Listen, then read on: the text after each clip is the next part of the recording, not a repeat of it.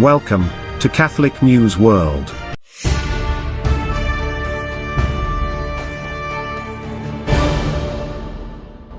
Welcome to Catholic News World. Please subscribe to our channel. My name is Steph.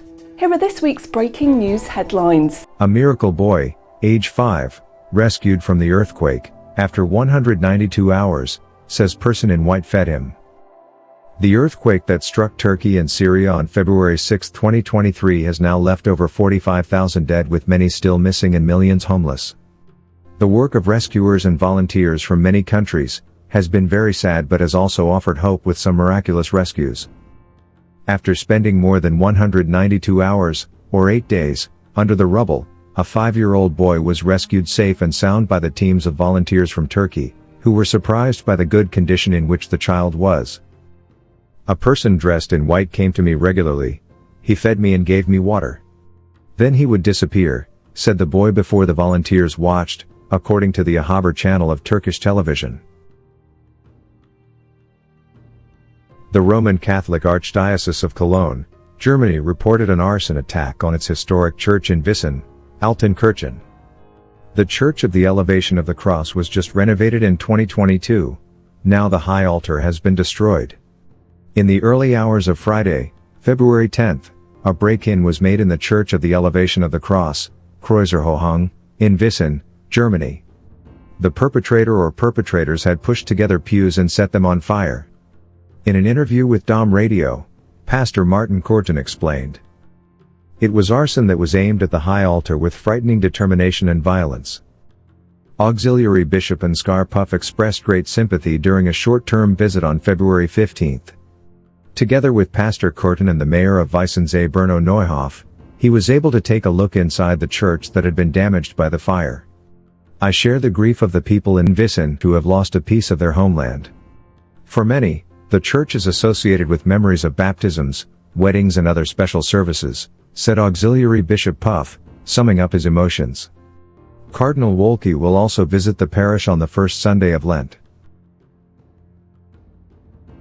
The Michigan State University campus reported a mass shooting which left 3 dead and 5 others critically injured on February 13th. The Catholic Bishop of Lansing, Bishop Earl Boyer, wrote, "A dreadfully dark day in East Lansing. May the love of Almighty God restore health to the injured, sustain those caring for them, bestow solace on those who mourn and eternal rest to those who were killed. The Catholic community is praying that they rest in peace." The gunman, 43-year-old Anthony McRae, died from what appeared to be a self-inflicted gunshot wound.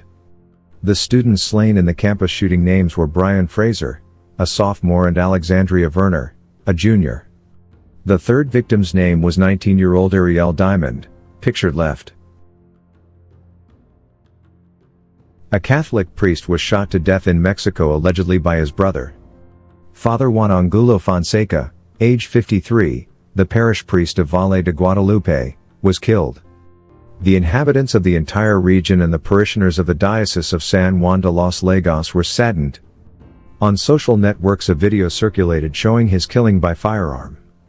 Apparently there was a conflict between the priest and his brother over the inheritance of land.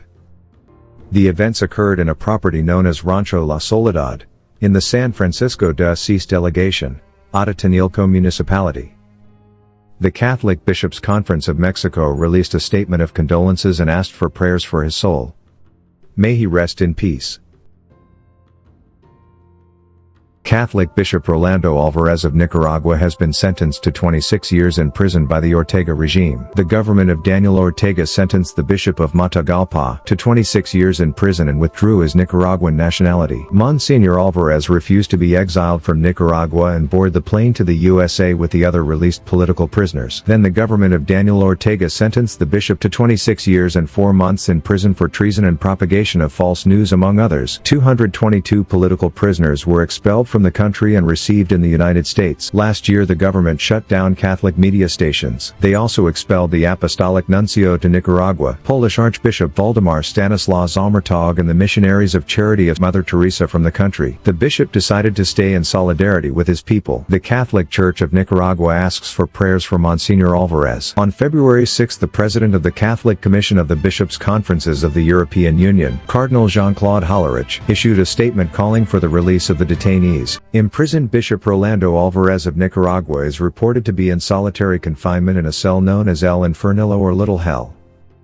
The bishop, who was sentenced to 26 years in prison in Nicaragua last week, is reported to be in solitary confinement in the La Modelo prison. This is indicated by a report by the news outlet Despacho 505, which relies on anonymous church sources and people in the detention center. It was said that ruler Daniel Ortega himself decreed that the Bishop of Matagalpa have no contact with other political prisoners. The bishop is being held in cell 300, known as El Infernillo, the Little Hell, at the prison in the town of Tipitapa, near Managua, the report said. Bishop Alvarez has openly denounced human rights violations and the prevailing conditions in Nicaragua in the past. U.S. and European bishops have been appealing for his release. Watch our programme every Friday at 7:30 p.m. Thanks for watching. Please subscribe to Catholic News World channel. God bless.